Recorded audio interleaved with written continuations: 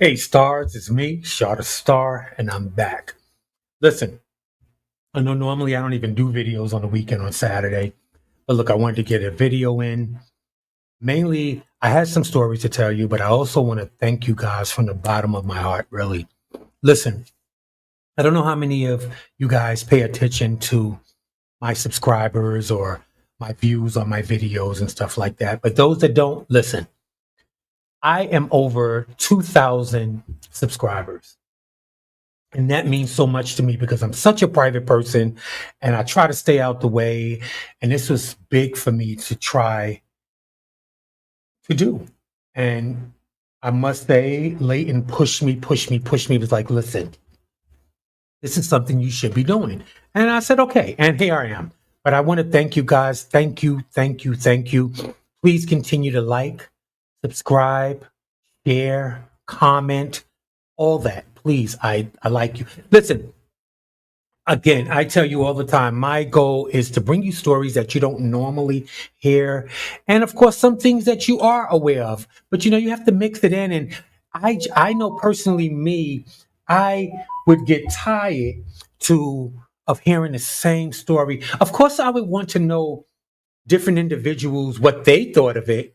But after two or three of them, it's like, okay, look, I'm hearing the same thing over and over. So this is where I wanted you to be able to escape and hear stories from around the world and stories that you wouldn't normally hear. Okay, so look, excuse the crumbs. I'm sitting here eating leftover pizza. If y'all don't believe me, I am telling you the truth. Um, I'm sorry. I'm just so hungry. This is leftover pizza from last night. Just a personal pizza. And here it is today before I start off my day on Wednesday. I have quite a few things to do. And if you're in the New York, New Jersey area, you're aware that in the past week we had a wonderful weather. Oh my God, beautiful. Excuse me.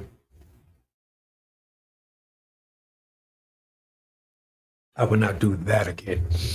Okay. Our temperatures reached the 90s during the week, but now here we are in the weekend. And it's raining again. It's gonna be rain throughout the weekend, off and on. So here we are. Okay. Well, listen, one thing I want you guys to know is that we are in a measles outbreak, and they're not talking about it. Every now and again you hear something on the news about it, but they're really not. But listen, people, remember the pandemic started off this way. Remember? Okay, so measles outbreak hit Mexico, Canada, and the U.S. Right, and right now the numbers in the U.S. are up to 1,100. Now I know you say 1,100 is millions of. Yeah, we know that. However, think about this.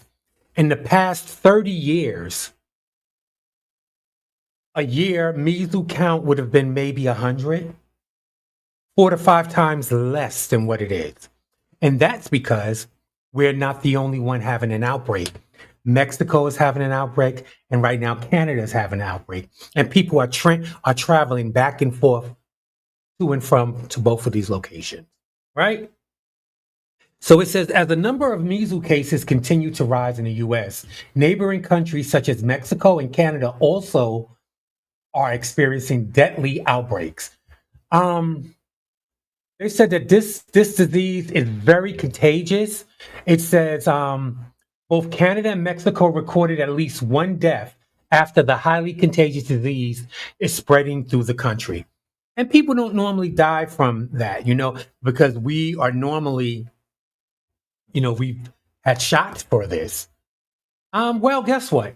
As we know, during the pandemic, there were a lot of people that didn't want to take the COVID shots, and to each his own. I have no problem with that.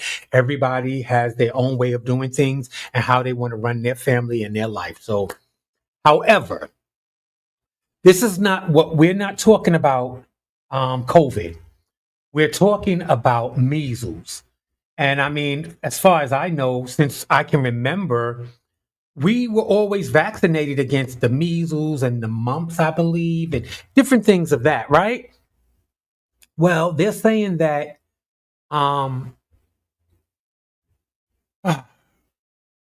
they said that on Thursday in Canada, in Ontario, this happened in Ontario allegedly, announced that an infant born with measles infection had passed away. So apparently his mom caught it, and then the baby, of course, had it, and it was too much for the baby. So it's usually the measles, the mumps, and rubella MMR vaccines. Well, they're finding out that 95% of the people that are catching measles have not been vaccinated, or they don't know what their vaccination status is, pretty much, you know? And more than likely, they haven't been vaccinated.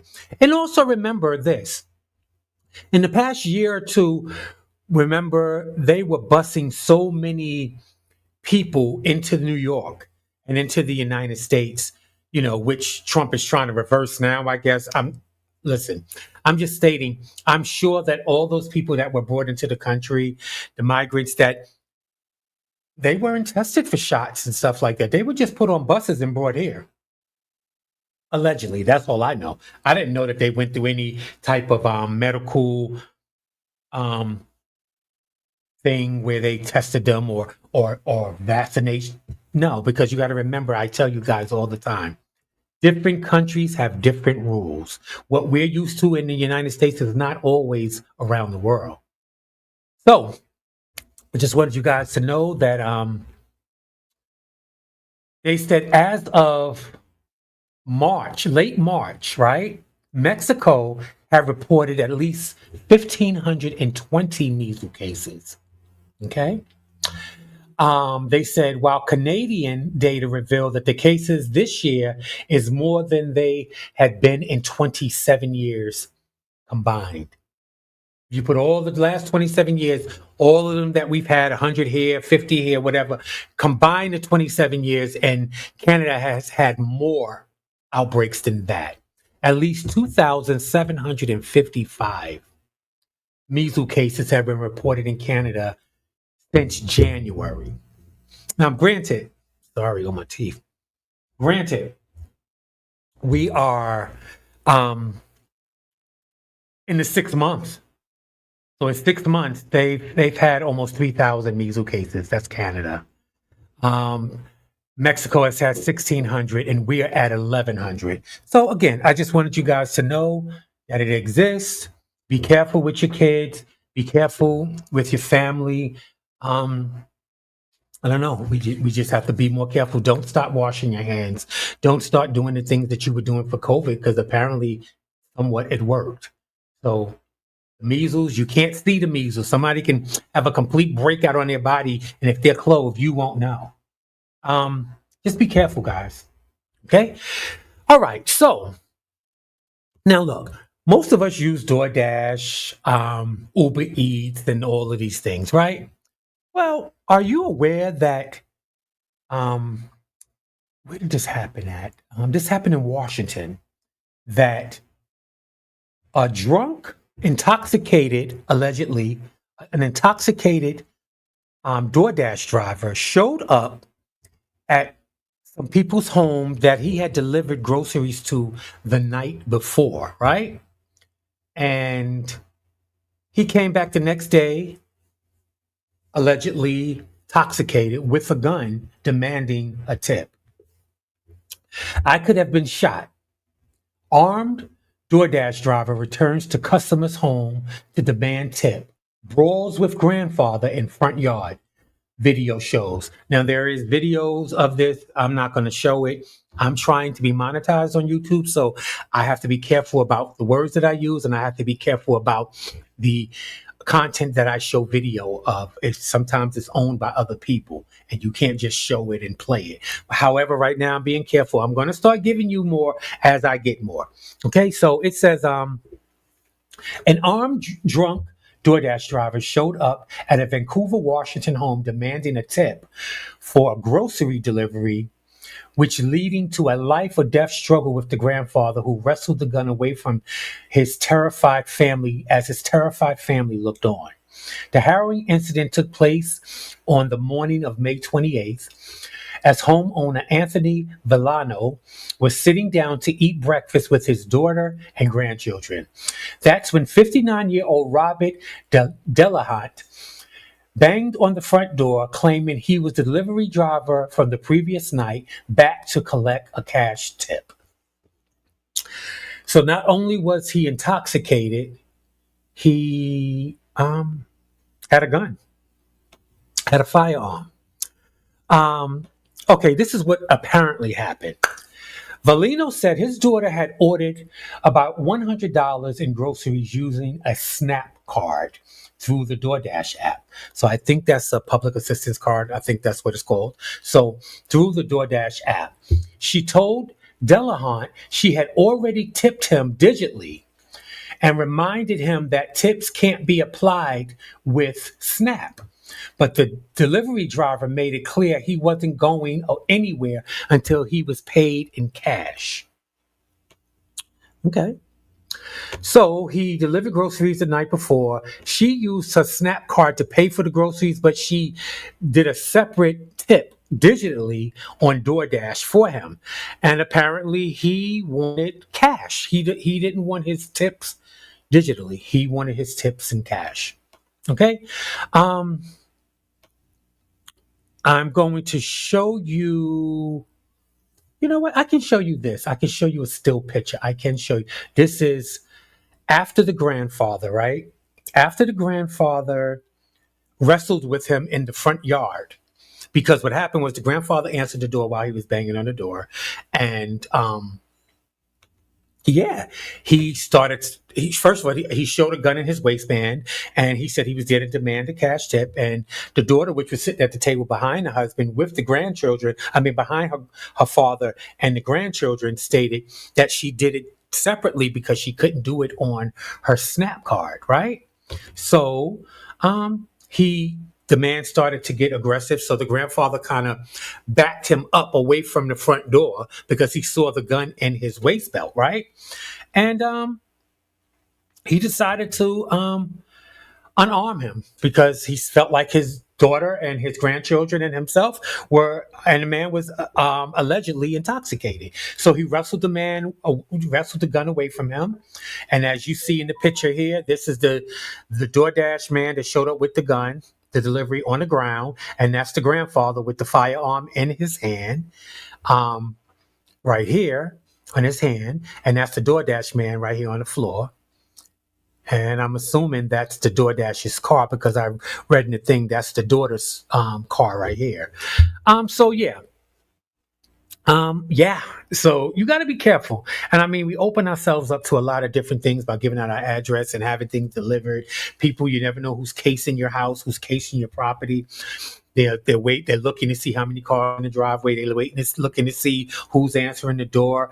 You know, if you can, let a man answer the door. Stop sending your children to the door and these women to the door to answer, because sometimes the delivery is standing there, but there's some people standing on the outs where you can't see. So just be careful out there, guys. You never know what can happen. Well, well, well. Okay, so I know, baby. Surprise, surprise. Joking. So I know y'all know that Elon Musk and Donald Trump are fighting, right? Like two little girls, to be really, really honest with you. Okay, so I started hearing them going back and forth and I had heard some people say that they weren't, other YouTubers, I had heard them say that they weren't convinced that this was real, meaning that they were actually fighting. Well, Musk says Trump is in the Epstein files. Here's where the president has shown up in unsealed records. And then on top of that, right, Elon Musk started to repost pictures and videos of Donald Trump and Jeffrey Epstein together at parties. And you know, Jeffrey Epstein was supposedly allegedly offed himself, unalived himself while going under all these charges he was going for taking young girls, and also involved, also allegedly named in the Jeffrey Epstein files were Bill Clinton allegedly, and the Prince of England, the Queen's one of her sons, Andrew, I believe, allegedly one of her sons. No, So it was a big deal, and he was supposed to have unalived himself. And so Elon Musk is saying that that President Trump is in those files, and that's why he's not letting them be released. And I'll be honest with you, we already knew that, allegedly. Seriously, we already knew that. Um, so with that said, it is what it is. Now, when the YouTubers were saying that they believe that this fight wasn't real, that it was more of a stunt to take our minds off of certain things and focus it on that. But when Elon Musk started to repost pictures and videos of Donald Trump with Jeffrey Epstein, in my mind, that kind of made it real for me.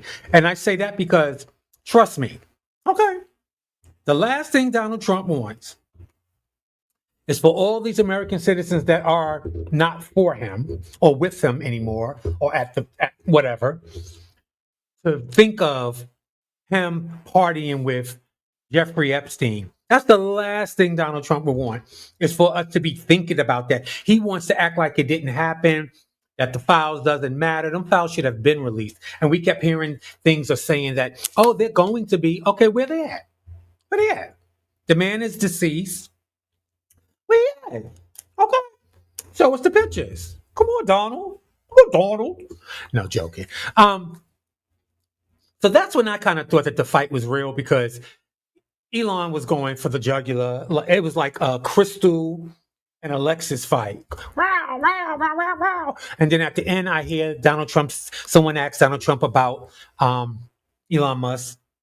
And he stated something like, I'm not worried about Elon Musk. I'm not even thinking about him. And then Elon Musk posted likewise or ditto, something like that, meaning I'm not thinking about you either.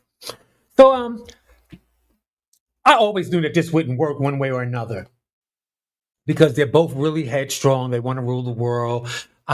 It's allegedly, come on, this matching, because at first we didn't know who the president was. When did we ever start seeing people that are affiliated with the president start giving press conferences and meetings and having the cameras come into the Oval Office, having your child just freely walk around, like as if from that picture of JFK's son, when JFK was working and his son was under the desk playing, which kind of showed them as being normal, even though they were the Kennedys and were the president at the time. Well, it kind of gave off that vibe, like, look at me. And you remember what the little boy was saying to Donald Trump, like, shut up, you're not the president, stuff like that, allegedly. Saying stuff like that, you know what I mean? So I didn't think it would work. Let's see. I'm sure there's more dirt to fly that's going to come out. I'm sure there's more dirt that's going to come out. Okay? Because actually, Elon Musk states that he is going to release something. Boom is what he said. He's going to release something. So we'll see. We'll wait and see. I think the girls is fighting, honey. They're not playing.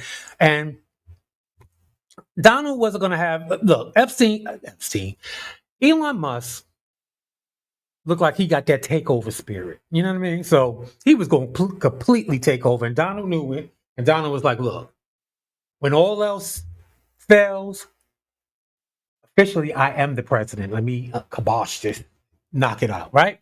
Okay, so we already knew that. Now, I've told you before, we've discussed Diddy. And I told you, I will not be reporting on the Diddy case every day.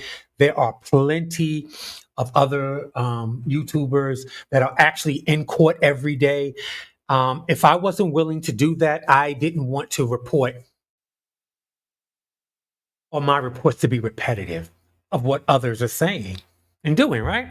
So I said, but when we hear things that are like, ooh, that we haven't heard, or things that are happening in the courtroom that we need to talk about, well, did you know that Diddy has been warned by the judge that he will be removed from the courtroom if he continue to nod vigorously and look at the jurors in somewhat of a threatening manner, allegedly? So apparently he's nodding his head, looking over at the jurors, nodding his head, take that, take that, take that, take that, and staring at them. And the judge, this one thing I will say about this judge, it does not seem like he is having any of it. You would think because it's such a high profile case, you know, allegedly, we hearing so many things, and you would think that, oh, Diddy may have paid off the judge or doing this or doing that. We show that that's not necessarily the truth at all with this. Sean Diddy Combs was almost thrown out of his own trial for inappropriate gestures toward jurors during the testimony in his ongoing sex trafficking and racketeering case. Um, the judge is not having it. The judge has threatened him already, and apparently this is not the first threat. Maybe about this, but this is not the first problem he's had with Diddy in the courtroom doing things. So he's threatening to get rid of him. Any more of this? And it's nodding vigorously and just staring at them. That's crazy. That's crazy. Puffy. Okay, so getting to this. Now, this happened. Let me be clear. Let me bring this up. This happened in Knoxville, Tennessee. Okay, so picture this. A woman is at her so-called friend's house, male friend's house, and they're drinking and smoking marijuana, right? At some point, she falls asleep. And when she wakes up, she's half of her clothing is off. She apparently was on her cycle, so she had a pad, and that was removed. And she found her so-called friend on top of her, assailing her. Okay? So this is what it says. Man forces woman to snort fatal amount of drugs at gunpoint as revenge for reporting he'd essayed her. So the young lady, this is the woman that we're talking about, right? And this is him. He's LaTwan Osborne, and she's Latisha Medja, right? Okay, so this is her. This is him. Okay, let me get rid of this. So apparently, like I said, she woke up with him assaulting her. However, it ended, she went to the hospital and had a kit done, right? So she had a kit done, and then she went to the police and reported that he had sexually assaulted her. A 40-year-old man in Tennessee will spend the rest of his life in prison after he sadistically kidnapped a 22-year-old woman and forced her to fatally overdose on drugs as part of a sadistic revenge plan because the victim reported that he had essayed her just days earlier. Okay, so Mr. Osborne, and I'll say that lightly with the Mr., but Mr. Osborne kidnapped. After she reported it to the police, he kidnapped her at gunpoint with two of his friends. He went to her house and when they arrived at her house, it was her, two other friends that were 9 months pregnant, and her boyfriend. And they took them down. They took them down to the basement. And first tried to get her to off her boyfriend to unalive him, and she wouldn't do that. So he made her sniff a whole bag of drugs, which she overdosed. I guess he was feeling. Give me 1 second, guys. Yeah. So my thing is, I'm back. I just felt like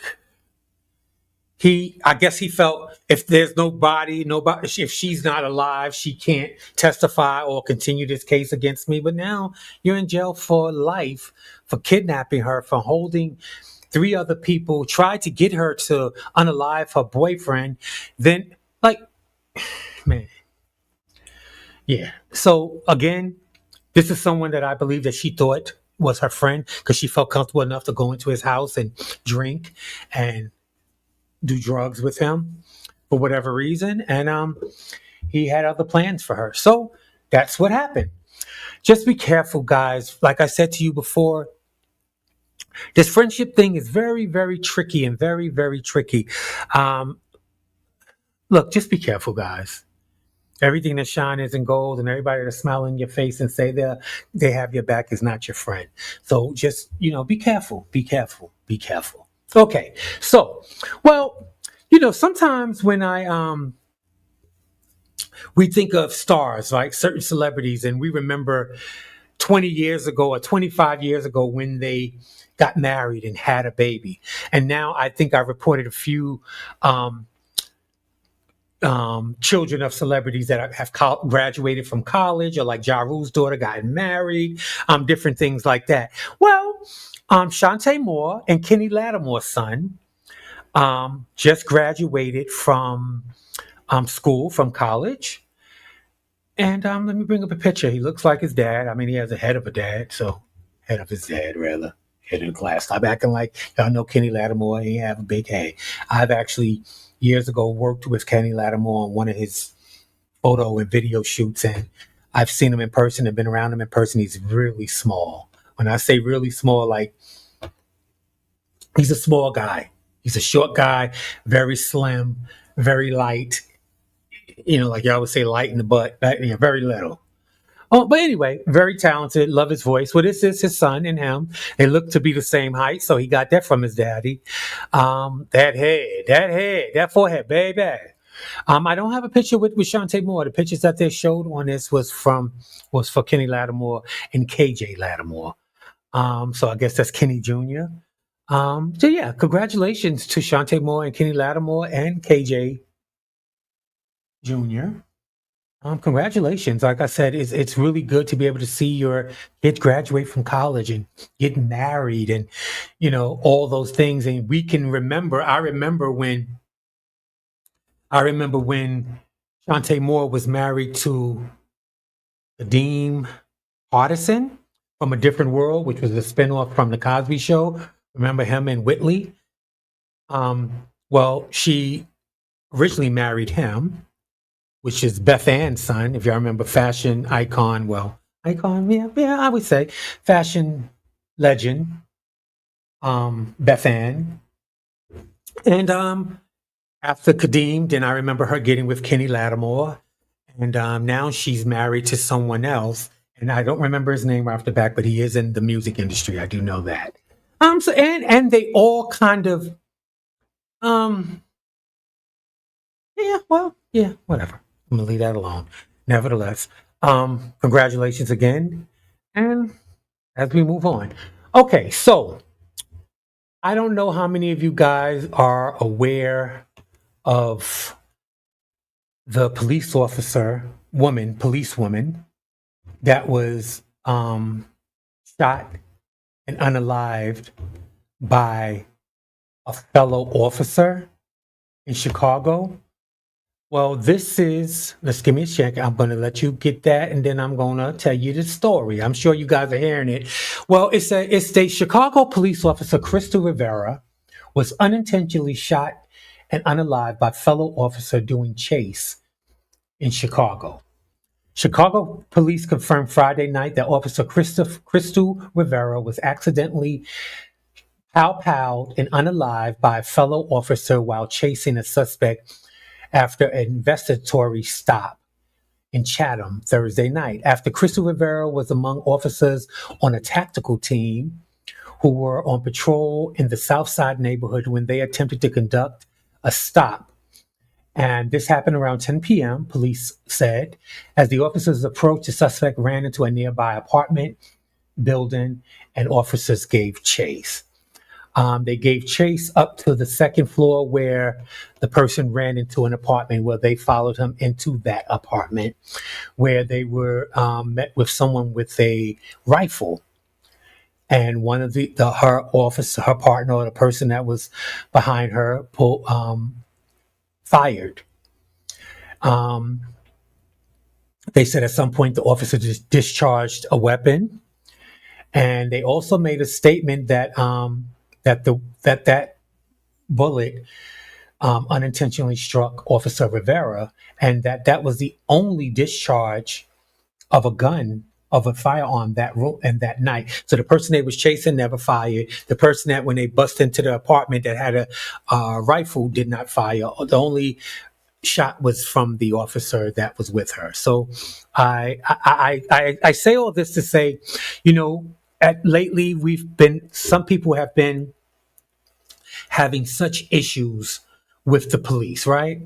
And I want to let you know that all police are not bad police, as we know, because guess what? When something happens, most of the time, most of us do is call the police. And that's when we find out if we got a good one or a bad one at that point, you know? Might be, and it might be too late for some of us at that time. But nevertheless, all interactions with police are not bad. There are some good officers. And this woman, they did not say if she was married, but she was a mother. So again, I want to send condolences to Officer Crystal Rivera of the Chicago Police Department.